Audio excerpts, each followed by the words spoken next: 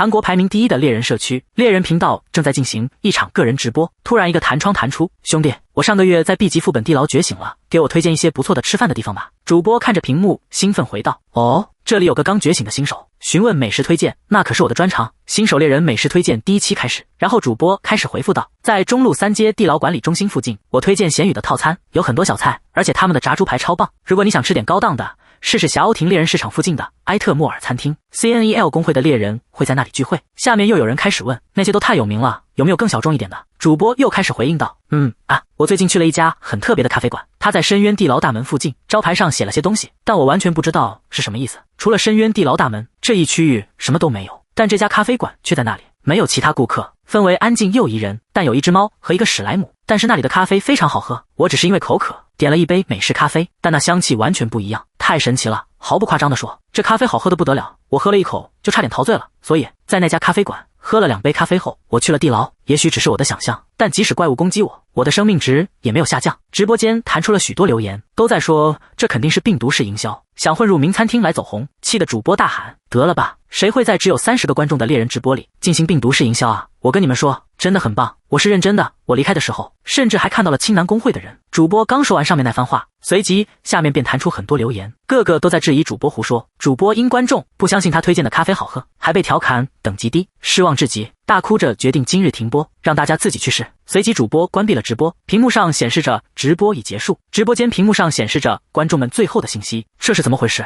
他真的结束直播了，他肯定是真的生气了，就算这是个骗局，也应该更用心点啊。这么说，那家咖啡馆里也有史莱姆，也许我该去看看。画面一转，来到了主播所说的咖啡馆。事情不该是这样的，这肯定不是原本该有的样子。点的餐很快就上了，但队伍却越来越长。这些顾客都是从哪儿来的？我只是想放松一下，厌倦了做打工奴隶，我辞职了，现在却要成为咖啡的奴隶了。那些通过觉醒展现超凡力量的人被称为猎人，他们23年前首次出现在世界上，打败了从全球各地地牢涌出的怪物，为人类恢复了和平。自然而然，全世界都为这些救星疯狂。如果你成为一名猎人，就能赚到很多钱，还能获得名声。许多人不再做着中彩票的美梦，而是梦想成为猎人，这真是猎人的时代。然而这一切都与我无关，我没有觉醒，对猎人和地牢也一无所知。我从早到晚工作的那家公司只是一个能让我挣到月薪的地方，我每天重复着加班的生活，勉强能赶上最后一班火车回家。那天我很倒霉，那天我加完班正赶去坐最后一班火车，就在这时，我看到人们在四处奔逃，并大喊着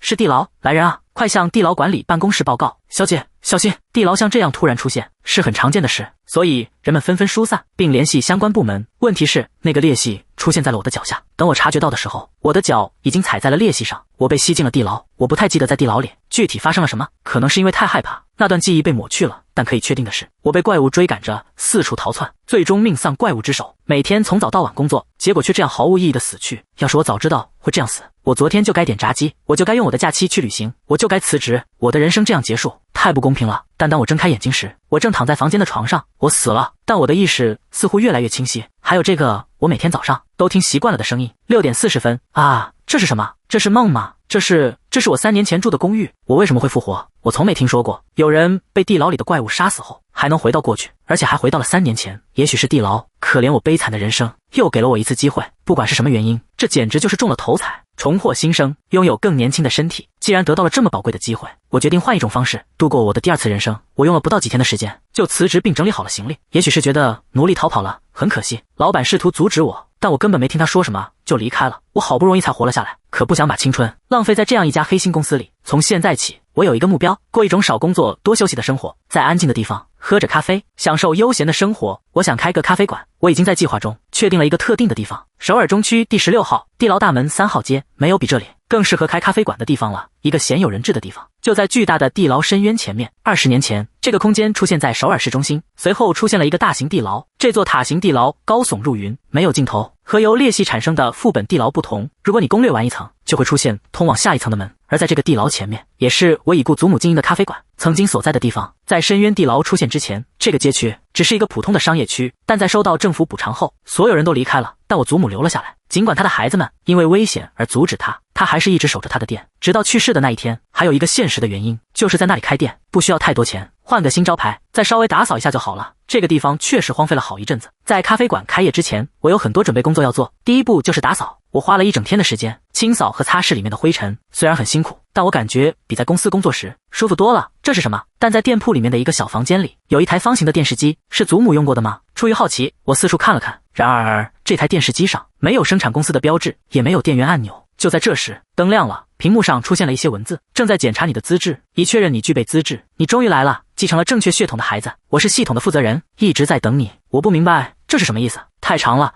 我按下了跳过，文字像屏幕快进一样快速闪过。很快，文字被跳过了，一个新的屏幕出现了。这次出现了一个输入窗口，姓名、年龄、血型。这是要我输入答案吗？我本可以不理会，但我还是有点好奇，会出现什么结果。我的名字没问题，我的年龄回到过去之前，我26岁，所以现在我23岁。我的血型是 O 型。我按下电视屏幕上的按钮，输入了答案。这个奇怪的电视问答还在继续。以下哪一项对你来说是最重要的？金钱、荣誉、权力、修行。答案显然是第4个选项，我选择了第4项。接着又问了几个傻乎乎的问题，这就像是一场心理测试。测试结束，查看结果。最后黑色屏幕上出现了最后的信息，紧接着它后面的墙上突然出现了一扇门。如果这扇门后面是地牢，我绝对不想进去。我才刚回来几天，可不能再死一次。我在门前慢慢往后退，但就在这时，我们在等待合格者的到来，请打开门查看结果。电视发出哔哔声，同时显示出这条信息：我有地牢创伤，我对地牢过敏，我还患有地牢恐惧症。不，随便你怎么叫都行，反正我就是不想进去。我们在等待合格者的到来，请打开门查看结果。这次我直接在脑海中听到了这个声音，这种奇怪的感觉让我惊恐万分。我面前仍然是那扇发出蓝光的门，似乎走进这扇门是我唯一的选择。我也不知道该怎么办了，这是奶奶以前住过的地方，所以应该不会有什么危险吧？好吧，我一打开门，如果觉得会有怪物出来，就赶紧跑，我就偷看一眼，要是觉得不安全，我就出去。下定决心后，我紧紧闭上眼睛，打开门走了进去。门一打开，一道蓝光就把我包围了，周围的景象也变了，只有冷空气触碰到了我握着门把手的手。刚刚还在这儿的门不见了，我被困住了，因为没有门，根本出不去。那台奇怪的电视肯定骗了我，早知道我就该不打开门，直接报告的。但谁能想到门会完全消失呢？哈哈！放我出去！救救我！我们已确认合格者的到来，正在创建代理。我尖叫着，但听到的只有一个平静的声音。等等，这声音到底是从哪儿传来的呢？就在这时，我注意到这里有一小片花丛，花丛旁边的一块平石头上有一只猫，那只3色毛的猫正在石头上打盹，它的毛很顺滑，圆滚滚肉嘟嘟的身体看起来很柔软。这只猫也是像我一样从那扇门进来的吗？我小心翼翼地靠近它，生怕把它吵醒。就在这时，我的脑海中又响起了一个声音：我一直在等你的到来，请给代理取个名字。什么是代理？也许指的是这只猫。取名字？你是在让我取吗？我问了一句，但没有得到回答。相反，一个引导窗口出现在我面前，输入名字就是这条神秘信息，把我叫到了这里。不管怎样，我想我得按照这条信息说的做，才能离开这里。这么想着，我用手摸了摸额头，开始思考名字。这是给猫取的名字，猫喵，毕竟对一只猫来说，这似乎是唯一合适的名字了。然而，系统却发出哔的一声，拒绝了这个名字。代理拒绝这个名字，喵这个名字有什么不好的？这可是个很传统的猫名啊！这是你的代理，请认真考虑一下。输入名字，我真的已经很认真了。我很不情愿的又想了想名字，但还是想不出一个好名字。说起来，我本来就是个没什么取名天赋的人。蝴蝶不行，有点不合适。饺子不，这个真的太糟糕了。它有3种毛色，3种颜色。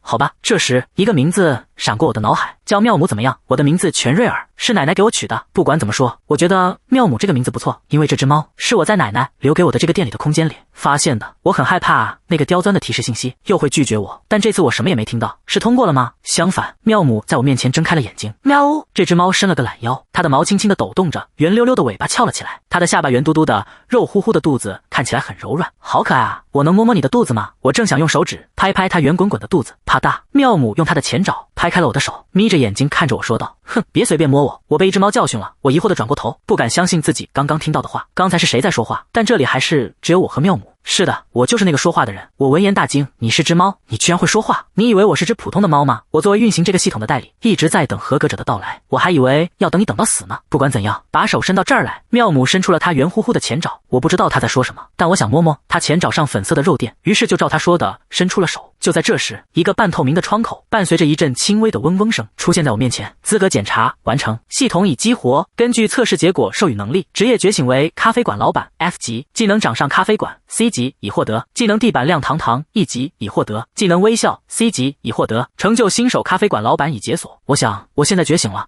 我被突然出现在面前的觉醒通知窗口弄得有些困惑。觉醒是展现超能力，从而成为猎人这一现象的统称。觉醒的具体条件尚不清楚，但一旦觉醒，即使非猎人也能大赚一笔，这是我重生后终于体验到的事情，真不敢相信，这么好的事情居然发生了。隐藏自身力量的咖啡馆老板，一位孤独的觉醒者，背弃残酷的猎人世界，在地下城前经营一家咖啡馆，光是想想就觉得很酷。直到妙姆严肃地开口说道：“冷静下来，查看一下你的状态。”喵，那只猫唠叨着我兴奋地抬头看向状态窗口。当我看着面前的空白处，并在心里想着的时候，一个半透明的窗口就出现了。但是角色的姓名是瑞尔，其职业为咖啡馆老板，等级是 F 级，他的生命值当前为100，满值也是100，能量值当前为100，满值同样是100。在属性方面，力量数值为8，智力数值为11，敏捷数值为9，运气数值为12。我看到各项数值气的大叫，我都觉醒到这地步了，没想到会这么逊。妙姆从旁边插嘴道：“这是你自己选的，怪谁呢？”我一惊问道：“你说什么？是我选的？”妙姆接着说：“你的觉醒能力是根据系统的测试结果形成的能力。”我接着问道：“测试？我从没做过那样的事。”是之前那个心理测试吗？妙姆毛发竖起，尖锐地叫了起来，他挥动着前爪，向我挥起了拳。那可是确认适合合格者觉醒能力的传统测试，被系统选中的觉醒者被称为合格者，他们非常稀有，并且会直接被系统赋予特殊能力。妙姆说：“我就是那个合格者。”听起来是个很棒的解释，但是我实际得到的这些属性是怎么回事呢？妙姆从石头上跳下来说道：“冷静下来，咱们先换个地方。”我大吼道：“你现在让我冷静，最起码这觉醒能力什么都不是，而且我还被困在这么个奇怪的地方，我也不是自愿来这儿的。我要怎么出去？等等，妙姆，你要去哪儿？”妙姆没听我说话，转过身就开始走。我赶紧追着妙姆跑过去。刚才还空无一物的空中出现了一扇门，我们一穿过那扇门，一道光芒就将我们包围，然后我们回到了店里。妙姆看着我，仿佛我是个可怜虫，又开口说道：“一切都已经决定了，无法改变，请查看你的技能吧。之前不是弹出了你获得技能的通知吗？系统赋予的专属技能才是觉醒者真正的能力。”没错，我之前没仔细看，但确实出现了3个技能，属性看起来很糟糕，但技能说不定会很好呢。有很多猎人就是因为属性虽然普通，但技能好，所以靠技能谋生。只要我拥有实用的技能，我就还有机会。我满怀期待地打开了技能窗口，一个半透明的窗口中出现了3个技能，我逐一点击了详细描述。掌上咖啡馆 C 级，详情1级，在店内制作饮品时提升饮品的完美度，可用配方混合咖啡。地板亮堂堂1级，详情1级，可快速清洁卫生间。微笑 C 级，详情1级，微笑会让你感觉更好。真的就这些了吗？为什么会这样？不知不觉中我叹了口气。最后一个是微笑技能，这技能能用在哪儿呢？也许它有什么隐藏的力量。微笑，我尝试使用微笑技能，微笑，嘴角自然上扬，画出一道柔和的弧线，这是完美的职业性微笑。然后就没有然后了，只是微笑了一下，就这样结束了。我并没有感觉好一点，我拥有的全是些没用的技能。该死，在测试中太诚实的代价可真惨痛。我就知道有那么一瞬间，我还以为生活终于开始顺遂我意了，看来觉醒也不是那么容易就能实现我的愿望的。别太失望，我存在得意义，就是在你绝望的处境中帮助你。吃饱的妙姆用前爪拍了拍肚子，然后开始说道。我看着妙姆问道：“真的吗？你是一只猫，怎么做到的？”他立刻挥出了一记猫拳，不是普通的猫，我是执行系统任务的第7号代理。事实上我不明白他的意思，所以只是敷衍的夸赞了他。哇，那太棒了，你太厉害了。妙姆又开口了，不管怎样，我是来帮你的。如果你完成系统给出的任务，就会得到丰厚的奖励。听到这话时，状态窗口的一侧确实出现了一个任务标记。我打开了任务窗口，新手教程任务：咖啡是我的梦想，千里之行始于足下。让我们从最简单的咖啡开始，学习使用技能吧。冲泡100杯混合咖啡。我满头疑问，冲泡混合咖啡就是那种混合速溶咖啡？妙姆没回答，接着说道：“也查看一下奖励。奖励：经验值100经验值，50颗红宝石，美式咖啡配方，其他物品都显示为问号，无法查看。”我明白经验值是什么，红宝石是猎人市场使用的货币。我对着妙姆问道：“50颗红宝石值多少钱？”妙姆回答道：“每颗红宝石价值10万韩元。”我在心里算了一下乘法，一颗红宝石价值10万韩元，那么50颗红宝石就是500万韩元。我的眼睛突然亮了起来，热情高涨。我立刻在仓库里找到了我需要的东西。幸运的是，我在箱子底部找到了一个电热水壶、一个纸杯，还有几包剩下的混合咖啡。我打算立刻完成任务，开始冲泡咖啡，但妙姆拦住了我。等等，别就这么冲泡，用你的技能来冲泡。用我的技能？他肯定说的是那个叫掌上咖啡馆的技能。不过混合咖啡只要倒上热水就做好了，我真的需要在冲泡的时候使用技能吗？试试就知道了。喵，没错，这个任务可是关系到500万韩元呢。为了这500万韩元，让我做什么我都得照做。掌上咖啡馆，我从半透明全息窗口中出现的配方列表里选择了混合咖啡，配方按顺序闪烁着微弱的光芒，我的手自然而然地顺着光芒移动，不一会的功夫，一杯咖啡竟然自动完成了，我大呼神奇。妙姆说道：“那是因为你使用了一项技能，现在先去查看一下咖啡。”我端起杯子问道：“这只是混合咖啡，有什么可检查的？”配方混合咖啡已完成，物品混合咖啡3星，状态优质，剩余时间3分钟，效果恢复速度提升100，持续时间1小时。在这杯3星混合咖啡的描述下面，有一行特别的文字：如果你用你的技能制作饮品，就能赋予它特殊效果，这就是你技能的真正力量。这又不是药水，但我却能给咖啡赋予效果，我从来没听说过这样的事。妙姆看我不相信，对我大吼：那当然了，那是因为你是唯一能做到这件事的人，这就是你技能的真正威力。总之，这技能相当不错吧？我思索片刻，此时状态窗口显示咖啡的优质状态，剩余时间正不断减少，好不容易做出了品质最好的咖啡，放着不管就浪费了。我在咖啡变凉之前，拿起纸杯喝了一口，混合咖啡居然这么好喝，苦涩的咖啡味和甜味在口中柔和的交融。当我把整杯咖啡都喝完时，一条通知声响了起来：冲泡100杯混合咖啡，已完成1杯，共需完成100杯。这条通知让我想起了我以前玩过的咖啡馆经营游戏，游戏玩法包括捕捉怪物、获取食材，按照配方制作菜单赚钱，然后用赚来的钱获取新配方。玩家还可以装饰店铺，雇佣兼职员工，非常有趣。我明白了，完成任务，得到下一个任务，每次完成任务还能得到红宝石，也就是现金。既然第一个任务就能拿到500万韩元，那下一个任务的奖励肯定会更多。那么这样下去，我不久就能发财了吧？想象着美好的未来，我感到心跳加速。我决定把在仓库里找到的10包混合咖啡都用掉。当我把混合咖啡倒进纸杯时，妙姆在我旁边插嘴了：最好别做那么多。为什么？能快点完成任务不是很好吗？我没听妙姆的警告，在金光闪烁的瞬间倒上了热水。然而事情并没有如我所愿，我的心砰砰直跳，脑袋也一阵剧痛。我用毯子蒙住了头，但怎么也睡不着，脑子却异常清醒。我盯着面前通知窗口里的内容：状态异常，咖啡因过量，你摄入了过多的咖啡因，请合理饮用咖啡。异常状态解除剩余时间2小时38分34秒。妙姆狠狠地数落了我一顿：我确实警告过你，别做得太过火。我回应道：但你没说情况会这么糟糕啊。妙姆接着说道：如果你每天饮用超过3杯，你将会患上一种病症。简单算一下，一天3杯，要喝满100杯，得花1个月左右。现在唯一的办法就是有人来到这家店，喝下我制作的混合咖啡。我改变了主意，从现在起我就好好利用混合咖啡吧。作为一个无奈之举，我在店门口安装了一台自动售货机，在它的正面有一个大牌子，上面写着免费咖啡和用餐愉快。当顾客按下按钮时，我打算迅速制作一杯混合咖啡，并放在桌子上，但到目前为止还没有一个人按下那个按钮，一个人都没有。昨天只有一些猎人工会的员工路过这个地方，当他们发现这台手动的咖啡自动售货机时，我紧张地看着。一人看到免费咖啡，问另一个同伴要不要试试，另一人则认为谁会喝这种一看就很奇怪的咖啡。这人表示认同，觉得这事看起来确实有点奇怪。两人头也不回地走了。我躲在自动售货机里，听着他俩的对话，心想：伙计们，这不是什么奇怪的咖啡，求你们了，就喝一杯吧。店门口又再也没有人经过了。那是我懒洋洋的做任务的一天。掌上咖啡馆这个技能只有在咖啡馆里才有用，这就意味着得有人进来喝我做的混合咖啡才行。但谁会来一家只供应混合咖啡的咖啡馆呢？难道我真的只能花1整个月来完成新手教程任务吗？我正想着这些的时候，突然外面传来一阵很大的声响。受惊的妙姆从垫子上跳了起来，毛发都竖了起来。到底发生什么事了？我很害怕，但还是小心翼翼地看向外面。有人躺在店门口，一个看起来也非常疲惫、精疲力竭的人。我一看到那个疲惫的身影，一个想法就闪过我的脑海，这是一个测试我咖啡的绝佳对象。累得摔倒在地的人名叫金智娜，从小就对地牢很感兴趣。他觉得地牢是一个未知的宝藏库，是系统赋予的这个神秘空间，没有比这更好的地方能点燃他的学习热情了。为了更深入的了解地下城，他准备参加公务员考试。1年后，他通过了公务员考试。他申请了别人都说很难进的地牢管理部门，虽然面试通过率很低，但智娜把地牢管理条例和大型地牢深渊的生态调查报告都背了下来，他一下子就通过了。终于他实现了在地牢管理部门工作的梦想。然而展现在智娜眼前的却是地狱般的景象。他亲身明白了为什么地牢管理部门被称为公务员的地狱和坟墓。智娜的主要工作是协助在地牢管理部门工作的猎人，所有的猎人都专横又独断，而公务员猎人更是糟糕。虽然他们拿着比智娜高得多的薪水，但当被告知该做什么的时候，他们经常会很恼火。在工作时间联系不上他们是常有的事，因为无视像他这样的普通人是他们的日常操作。他们甚至还让他去做一些琐碎的杂事。工作1周后，智娜就成了一个讨厌猎人的人。今天在完成了所有拖延到很晚的工作后，他踏上了回家的路。突然他踩到路上滚动的石头，身体摇晃了一下，他没有力气站起来，于是就瘫倒在路上。这时他眼前闪过一道黄色的光。一开始智娜以为自己在做梦，终于在过度劳累之后，他开始产生幻觉了吗？然而一个平静的声音呼唤着摔倒的智娜：嘿，你还好吗？一个气质沉稳的女人正担心地看着智娜。她说她是这家街角咖啡馆的老板。不知怎么的，她跟着咖啡馆老板进了店，还喝到了一杯咖啡。她平时不怎么喝的混合咖啡出奇的好喝，那甜甜的味道和柔和的香气似乎融化了她的心。于是她最后喝了3杯。喝了咖啡倾诉了一会儿之后，她的压力缓解了一些。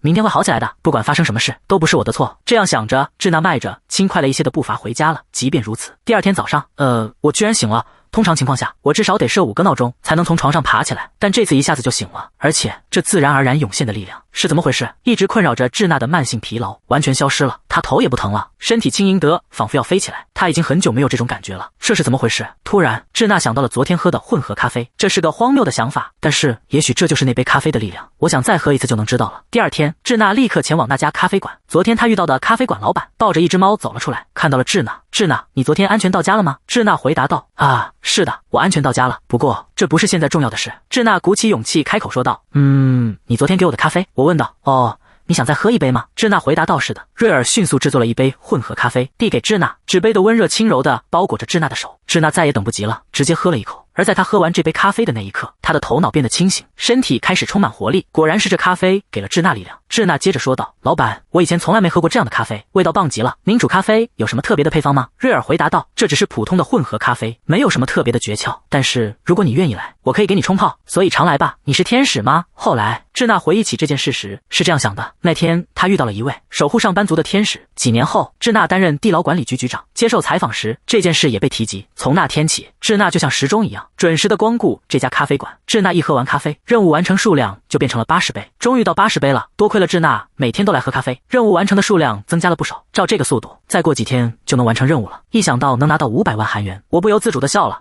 我感觉又能活过来了。新冲泡的混合咖啡也立刻被智娜一饮而尽，她的气色比以前好多了，但还在加班工作。即使现在已经是傍晚了，她喝完咖啡后还说要去大型地牢深渊。深渊地牢里是不是有什么事？智娜面色凝重地回答了我的问题。很快就会有一个新手教程地牢探险活动，每年聚集并培训新觉醒的猎人的活动，被称为新手教程地牢探险。智娜接着说道，而且这次还有一位来自美国的猎人决定来参加，所以我忙得不可开交。一段被遗忘的记忆像一根细线一样突然浮现。听到智娜的话，我突然想起了重生之前发生的一件事。在我重生前的那次新手教程地牢探险中，一只怪物突然从地牢里窜了出来。不幸的是，当时周围只有新手猎人，所以没有人能及时阻止他。裂隙不断涌出怪物，引发了一场全面的地下城危机。怪物们逃出了大门，开始袭击附近的房屋。一名当时恰好身处韩国的美国来访猎人也死了。那时候新闻整天都在没完没了的报道这件事，但我完全把他给忘了。而那只怪物袭击的地方，地牢大门3号街，就在这家店的前面。难道这家咖啡馆就是他们提到的那所附近的民宅？我不记得那件事发生的日期了，也许还有很多时间。瑞儿小姐，你还好吗？你不舒服吗？智娜担心地看着我。我说道，啊，没事。新手教程什么时候开始？智娜回答道，3天后。我大吃一惊，3天后？这么快？该死的！智娜离开后，我用手按着额头，陷入了痛苦的思索中。上辈子我被困在了时空裂缝里，而这辈子我又注定要面对出现在我家院子前的怪物吗？还是逃走吧？你怎么了？当我表情严肃的时候，躺在地上的妙母抬起头看着我。我回答道，3天后会有一只怪物来到这个地区，很有可能他正径直朝我们的店铺而来。妙母问道，你怎么会知道3天后会发生什么事？我是不是就该把真相告诉妙母？反正会说话的猫这种事本来就很不切实际。然后我对妙母说别慌，然后大致跟妙母讲了我的过去。真相是我实际上死过一次。当我醒来时，我回到了过去，回到了3年前。妙母听着我重生的故事，好像这没什么大不了的，然后说出了一些出乎意料的话。真正疯狂的是3天后即将发生的事，怪物像那样从一扇门里跳出来，这可不是每天都会发生的事。深渊地牢的原始系统是，我问到什么？周围好像很吵，我听不清妙母的声音，好像有人在干扰一样，关键的词我都听不清楚，这是怎么回事？而且我的眼前突然出现了一个系统窗口，上面显示出一连串的系统错误，却没有显示错误原因。窗口闪烁着红色的光，一直没有消失。妙母看到系统错误窗口时也叹了口气，我现在好像没法告诉你。不管怎么说，如果有一只怪物突然从那扇门里跑出来，很可能是他害怕什么东西才逃走的。我问道，害怕什么东西呢？妙母犹豫了一下说道，这我也不太确定，有可能是更高级别的怪物。听了妙母的话，我心里更有底了。妙母，我们逃走吧，但要是我自己逃走，良心上会过意不去。我可以去桑拿房待一晚来躲避怪物，可要是智娜被卷进这场意外怎么办？但我总不能到处去警告别人，我怀疑其他人不会相信我，一定有某种办法告诉别人。画面一转，你穿成这样看着更可疑了。妙母看到我时叹了口气，但这是唯一的办法了。我毅然决然地走了出去，我扮成抢银行的样子，朝附近的一个公用电话亭走去。我打算匿名举报，不太好找，不过找了好一会儿后，我终于找到了一个投币式电话亭。我又确认了一遍周围没人，然后拨打了地牢管理局的紧急电话。电话接通后，那边传来声音，您好，这里是地牢管理局，有什么可以帮您的吗？我回答道，我想举报一件事。接着电话那头又问道，好的，请问您叫什么名字？我叫全瑞。哎呀，我差点就随口说出了自己的真名。为了隐瞒我重生的事实，我现在甚至穿成抢银行的样子，还打算匿名举报呢。我赶紧改了口，我叫金泉里，这名字有点怪，但也没办法了。好的，金泉里，您打电话来是有什么事呢？在深渊地牢3号门附近，地面在摇晃。地面在摇晃是什么意思？我反复坚称，深渊地牢大门附近的区域有问题。在我坚持之后，工作人员说他们会加强该区域的巡逻。我挂上了电话，我终于松了口气。没错，把怪物交给猎人去对付，我就老老实实的做好一个提前安全撤离的平民角色吧。画面一转，时间来到了第2天，怪物预计出现的日子是明天。我决定今晚离开店铺，找个安全的地方睡一晚。我离开公司的时候就终止了之前住的房子的租房合同，而且我也没法带着猫去桑拿房，找一家允许带宠物的酒店，价格会稍微高一些。就在这时，门咔嗒一声开了，一个外国男人站在店铺门口，他那黄色的卷发和身上的穿孔十分惹眼。我不会说英语，我该怎么办？自从几年前考了托业之后，我就再也没想过英语的事儿了。那个男人开口了，出乎我意料的是，我听到的是韩语。你在这儿干什么呢？我不知道如何回答，只好啊了一声。哦，这地方可真不一般啊。那个男人每次说话，他的口型和声音都有点对不上，就好像声音是从别的地方传来的。这时智娜打开门走了进来。猎人先生，您得往那边走，不是这边。然后智娜又对我说道，我在带猎人先生在这附近转转，这位是詹姆斯·杰克·史密斯，来自美国的猎人。等等，这么说这就是我重生前死去的那个美国猎人。智娜这时说道，而且接到了举报，所以今天和明天猎人们会在这个区域巡逻。我急切地问道，真的吗？举报起作用了。我松了口气，这样的话这个美国猎人就不会死了。我放下心来，拿出一袋新的混合咖啡，既然来了就休息一下吧，我正打算煮咖啡呢。智娜高兴地回应道，啊，那我就不客气了。我也给詹姆斯递了一杯咖啡，他皱起了眉头问道，这是什么？我回应道，尝尝看，这是咖啡，我不喝这种速溶咖啡。我又劝了一次，但詹姆斯还是拒绝了，居然嫌弃混合咖啡。我今天算是见识到了一个这么有偏见的美国人。微笑，渐渐的他的固执让我很难再保持那种社交式的微笑了。我也不再勉强自己微笑，而是直接使用了我的技能。我的嘴角轻轻上扬，露出了一个完美的职业微笑。激活微笑技能，等级1，效果微笑让你心情变好，这会改善目标对象的情绪，目标对象的好感度提升。这个看似没用的微笑技能却产生了意想不到的效果。詹姆斯皱着的眉头稍微舒展了一些，仔细想想，这味道还挺香的，那我就喝一次吧。詹姆斯尝了一口混合咖啡后瞪大了眼睛，这味道。又喝了一口，这咖啡真的太棒了，太不可思议了，我以前从没喝过这种咖啡。詹姆斯很快喝完了第2杯，说道，真没想到在这样的地方能遇到如此出色的咖啡师。我想邀请你去美国，你要是去的话，我想带你去看看大峡谷。不，那还不够，我带你去看看美国的地牢。不了，不用了，真的不用，真的。韩国的地牢就已经够可怕的了，现在你还让我去参观美国的地牢。我们才刚认识，他对我的热情简直让人难以置信。希望这是微笑技能的效果吧。突然詹姆斯好像听到了什么，转头看向门口，然后詹姆斯对智娜说道，智娜马上站到我身后。智娜不明所以地问道，突然之间你在干什么？一只怪物冲进了店里，它看起来像浣熊，但体型要大得多。火焰浣熊 C 级出现，我确定怪物应该是明天才出现的，它提前了1天。詹姆斯只是回头瞥了一眼那只怪物，然后摆了摆手。詹姆斯悠闲地对智娜笑了笑，甚至还安慰我，别担心，我能打败这只怪物。一阵狂风刮起，下一刻火焰浣熊被劈成了2半，局势瞬间就结束了。我原本担心会爆发大规模的地牢突破事件，但看来只是一只怪物而已。与过去不同，这场危机可以避免了。当我看到那只浣熊被彻底切成2半时，我的心终于平静了下来。智娜离开去联系总部了。这时詹姆斯问我，告诉我在哪里能买到这么棒的咖啡，我3天后就要回国了，一想到再也尝不到这么完美的味道，我就不想回去。请务必告诉我，这不过是主流品牌生产的速溶咖啡而已，我只是用了掌上咖啡馆的技能来冲泡它罢了。但我不能那么说，所以我只能一个含糊的答案，你可以在超市的包装袋里找到这样的咖啡，我把品牌名和地址写在这里，你问工作人员的话。但就在那一刻，噗，怪物的爪子刺穿了詹姆斯的胸膛，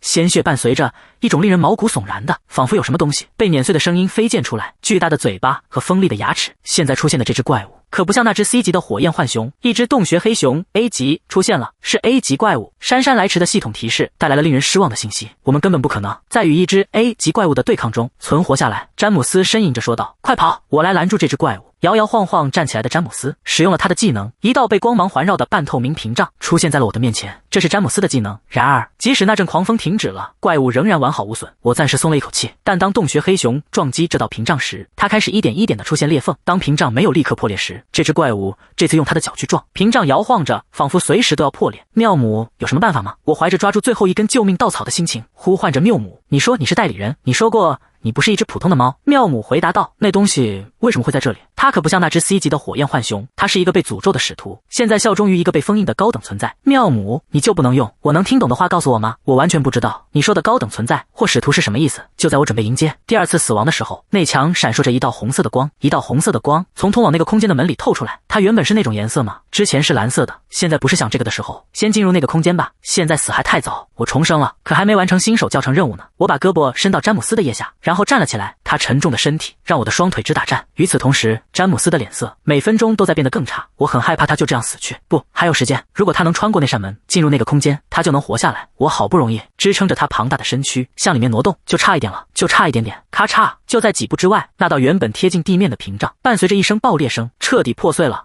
洞穴黑熊嚎叫着向我冲了过来，突然不知为什么向我们冲过来的洞穴黑熊停了下来，僵住了。洞穴黑熊似乎在害怕什么，他用惊恐的眼神看着我，或者更确切的说是看着我们身后的墙。然后一个声音在我的脑海中响起，你竟敢在我的模糊区域闲逛，还不清楚自己几斤几两，滚回去使徒，这是我的模糊区域，这里没有你可以踏足的地方。似乎有人笑了起来，那是一阵极其粗野的笑声。几乎就在那个声音停止的同时，一道闪光闪过，洞穴黑熊变成了灰烬，消失了。刚才还躺着那具巨大身躯的地方，现在只剩下烟灰和尘土。发生了什么？事情发生的太快，我还不太明白当时的情况。那只怪物突然就消失了，它真的死了吗？我的脑海中充满了疑惑。这时我突然听到入口处传来一个男人柔和的声音，你还好吗？他胸口的标志清晰地映入我的眼帘，那是一个表明他是猎人的标志，是猎人。我现在有救了，松了一口气的同时，我看到了詹姆斯，他已经处于昏迷的边缘。伤员，这里有个伤员，把他抬出去，马上会有其他人过来。或许是因为他是个强壮的猎人，他把高大的詹姆斯背在背上，带他到了外面。外面一片混乱，救护车一辆接一辆的赶来，新闻记者们带着摄像机也来了，还有几名工作人员在清理周围的环境。即便场面有些尴尬，猎人们还是忙着采取行动来处理这种情况。背着詹姆斯的猎人喊道，这里有个伤员。那些突然出现的猎人们检查着詹姆斯的伤口，查看被破坏的店铺，周围很快就忙碌起来。瑞尔，就在这时，全智云从周围的人群中走了出来，看到我浑身是血，狼狈不堪的样子，他深色的眼睛似乎变得更加深邃，也许是感到惊讶吧。全智云为什么会在这儿？你受伤了吗？我就跟你说过，别在这种地方工作。接着是一声沉重的叹息，过来，我给你治疗一下。但我身上的血都是詹姆斯的，我只是受了点擦伤而已。我指着躺在担架上的詹姆斯，继续说道，先看看那个猎人吧，他伤得很重。詹姆斯脸色苍白，嘴唇发黑，而且全智云的表情也变得严肃起来。我问道，怎么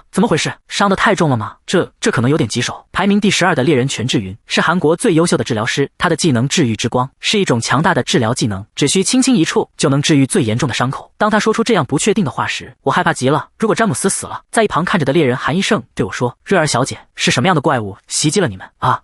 据说那是一只 A 级洞穴黑熊。韩医生猎人一听到我的话，脸色就沉了下来。全智云接话说道， A 级洞穴黑熊是一种只在原本 B 级及以上的地牢中才偶尔出现的怪物，在过去的20年里，被观测到的这种怪物寥寥无几。洞穴黑熊的爪子带有诅咒，这和治疗技能的效果正好相反。伤口已经愈合了，但被诅咒侵蚀的部分降低了治愈之光的效果。要想完全治愈，必须先解除诅咒。目前在韩国还没有猎人能够解除 A 级诅咒。猎人韩医生深深地叹了口气，全智云也痛苦地低下了头。什么？你们俩为什么要摆出这种表情？别告诉我真的没有别的办法了。那么詹姆斯，我不能只是袖手旁观，有什么办法吗？我突然想到，在怪物出现之前，詹姆斯喝了2杯混合咖啡，它的效果是恢复速度提高100。如果我让他喝到第3杯，恢复效果可能会更强。这也许是个愚蠢的想法，但也有可能奏效。我别无选择，只能抱着这样的希望。我很着急，我迅速把混合咖啡倒进纸杯里。我一边烧水，一边立刻使用了技能掌上咖啡馆，高浓度提升了饮品的完美度。物品混合咖啡5星，状态完美。我甚至没有时间查看系统提示确认是否成功，就抓起纸杯跑向詹姆斯，让我试一次给一个昏迷的人喂热的混合咖啡，可不容易。我等咖啡稍微冷却了一些，把咖啡倒进了他的嘴里。幸运的是，詹姆斯把混合咖啡全喝了下去，没有吐出来。纸杯一见底，我就朝全智云眨了眨眼。他迅速使用了他的治疗技能。我焦急地看着治愈之光融入詹姆斯的身体。求你了，詹姆斯，别离开我们！我在心里默念了好几遍。詹姆斯咳嗽着睁开了眼睛，他那暗沉的脸色逐渐恢复了正常。谢天谢地，他现在还活着，看来混合咖啡起作用了。他还没有完全清醒过来，但他们说他既然已经恢复了意识，就没什么大碍了。猎人韩医生，让人赶快把他送去医院。这时詹姆斯强撑起身子，对着我说道，我不知道你是否会相信这件事，当我感觉自己濒临死亡之际，突然我想起了你煮的咖啡，谢谢你让我品尝到如此美味的咖啡。我连忙对詹姆斯说，不，要是没有你，我可能早就死了。詹姆斯先生，应该是我感谢你保护了我，请早日康复。说完，我紧紧抓住了他的手。詹姆斯被送往医院后，全智云问我，那么你为什么要在这样一个地方开一家家咖啡馆呢？尽管那是你祖母的住处，但实在太危险了。你甚至辞去了助理工作来承担这个风险。还有就是，你之前到底给了詹姆斯什么东西啊？那是詹姆斯猎人托付给我的药剂。因为我说了谎，我的良心微微刺痛了一下。全志云满脸不相信地看着我，我急忙说道：“我发誓这是真的。附近发生了紧急情况，所以他临时把一瓶强效解毒药水托付给了我。”我正在忐忑不安中，突然听到有人喊道：“全志云，请过来一下！”我急忙向前推了一把全志云：“有人找你，赶紧走！”全志云闻声看去，一转头却看到了猎人韩一胜。韩一胜看到全志云后，连忙招呼道：“猎人全志云，你也在现场？”全志云对韩一胜说道：“你能帮我留意一下这个人吗？我觉得我一离开，他就会跑掉。”接着他转过头，严厉地对我说：“我会治好你的，所以在我回来之前乖乖待着。”我连忙说道：“等等，但我伤得没那么严重。”全志云没听我解释离开了。“你好，全瑞尔女士。”听到招呼声，我转头看去，我一惊问道：“你认识我？”韩一胜回应道：“你不是白银公会全志云的表妹吗？我听说了很多关于你的事。”我心想，你究竟听到了什么？韩一胜接着说道：“我叫韩一胜，我是青南公会的副会长。青南公会是韩国排名前3的公会之一，这与通过各种业务而声名远扬的 CNL 公会恰恰相反，一个对外活动很少的小公会。而领导青南公会的人是韩国排名第1的猎人公会会长武元。想想看，全志云就这样把我和这么厉害的公会的副会长单独放在一起。全志云，我发誓我不会就此罢休的。而且我在咖啡这件事上撒谎是对的。尽管掌上咖啡馆是个相当不错的技能，我也依旧只是个 F 级猎人，在危机中连自己都保护不了。该国最顶层的权贵们正簇拥在全志云周围，要是他们发现了我的技能，我就会引来不必要的关注。总有一天，我会告诉全志勋我觉醒的事以及我的技能，但不是现在。想到这里，我对韩一胜说：“我没事。”然后我转头跑开了。我一边跑一边想，家庭事务应该在家庭内部处理，我好不容易才逃了出来，谁能想到在一个宁静的小镇经营一家安静的小咖啡馆会这么难。我想感谢一下之前来帮忙的猎人，不过说到这个，那个高个子猎人去哪儿了？然而我找遍了四周都没看到那个猎人的踪影，我至少应该说声谢谢。这时支娜找到了我，朝我跑了过来：“你有没有哪里受伤？”我非常抱歉，真不敢相信在我离开的时候发生了这样的事。我马上回应道：“别道歉，支娜小姐，你平安无事，我就很高兴了。”支娜哭着说：“不过有个情况不太好，你的咖啡馆受损严重，因此地下城管理办公室将负责维修事宜，在施工期间你将住在我们为你安排的酒店。”听到我会被安排到酒店，我立刻高兴地叫了出来。他们为我订了一家相当昂贵的酒店作为临时住处，古物区的种类也很多，缪姆会喜欢的，但哪儿都找不到缪姆，它不是一只普通的猫，所以我肯定它在某个地方过得很好。现在一切都结束了，我终于渐渐意识到这一点，我差点又死了。但与此同时，我救了詹姆斯先生，过程中有很多危险时刻，但是与过去不同，我真的救了詹姆斯先生，我改变了未来。就在我松了一口气的时候，一个通知窗口出现在我的面前，成就避开首次死亡危机已达成，请领取奖励。什么？这是什么？我达成了一项成就，首次，这是不是意味着还会有第2次、第3次？而且我还是第一次听说，作为奖励的这个东西，世界之树枝躲避死亡的奖励，竟然只是一件装饰品。到底是谁搞出了这个系统？与此同时，一场直播正在进行。猎人詹姆斯·杰克·史密斯出院后平安回国，这是一趟沉重的归程。让我们看看一篇关于他出院后情况的文章。下面有人问道：詹姆斯手推车上那个黄色的盒子到底是什么？有人回应道：那不是速溶咖啡吗？主播把画面转到猎人论坛，首页大标题写着：美国排名第30的猎人詹姆斯，越喝越觉得好喝，这味道就像毒品一样，炫耀他对混合咖啡的喜爱。屏幕上弹出了一个半匿名用户的留言：如果他在美国排名第30，那是不是意味着他的排名比这里的5元还高？主播看到后，双手猛地一砸桌子，然后回怼道：你什么意思？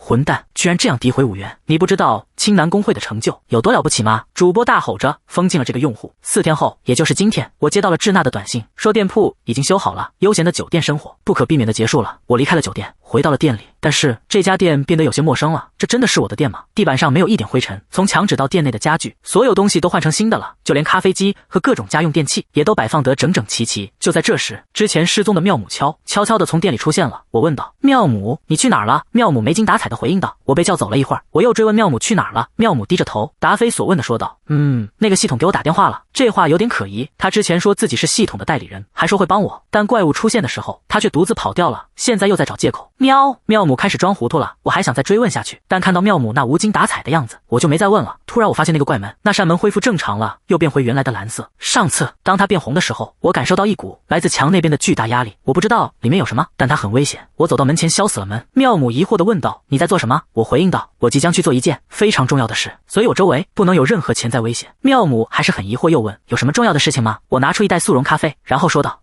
我没提到过这事吗？我终于要完成我的新手教程任务了，已经99杯咖啡了，还差1杯。我等这个号码等了好久了，我只是想正好调制出100杯混合咖啡，但我经历的太多了。我闻着咖啡的香味，心想，不过这场漫长的苦熬终于结束了，我只需要喝完这最后一杯，就能领取我的500万韩元奖金了。突然一瞬间，一个黑影从窗户那儿消失了。我没看错吧？我肯定看到有个人站在窗户旁边，也许怪物又出现了。我真的要怀着这么糟糕的心情喝下这最后一杯吗？该死的这个世界，我就不能安安静静的完成一次任务吗？我打开门，走到了前院。说是前院，其实也没花多少时间就可以查看完，因为墙和店铺之间只有一小块空地，没人在这儿，对吧？我安心的准备走到路上，嘎吱一声，我感觉到有个陌生的东西碰到了我的脚。就在我的脚再次踩到地上的时候，下面传来了一声短促的尖叫。不好意思，能不能请你把脚挪开一下？是个人，出现了一个人，我还以为是怪物呢，怎么会有人在这个地方？还让我吓了一跳。只听那人又说道：嘘，听着，如果你能暂时小点声。藏在墙下的是一个头发凌乱、戴着厚边框眼镜遮住脸的男人，他脸色苍白，但脸上却带着笑容。不管怎样，这人一眼看上去就很可疑。我问道：你是谁？那人没有回答，反倒说：请你小声点。就在这时，墙那边有了动静，似乎有几个人从那边朝这边跑过来。男子说道：对不起，我现在正在被人追，你能让我躲一会儿吗？他的长相惊人的好看，最终情感战胜了理智。我让他躲进店里。那个男人走进来，在桌子前的一个空位坐下。他是个完美的让人好奇的男人。为了避免产生误解，我可不是仅因为这个男人罕见又帅气的外表才让他进来的。我向这样一个男人提出了一个问题：那么青南公会的人为什么会藏在那儿呢？听到我的话，那个男人停下了动作，我能感觉到他正小心翼翼地看着我。我指着外套上蓝色的刺绣，那个蓝色藤蔓形状的图案绝对是青南公会的标志。男人自我介绍道：我叫姬宇贤，正如你所说，我是青南公会的一名猎人。我接着问道：那你为什么藏在那儿？姬宇贤局促地握了握手，然后说道：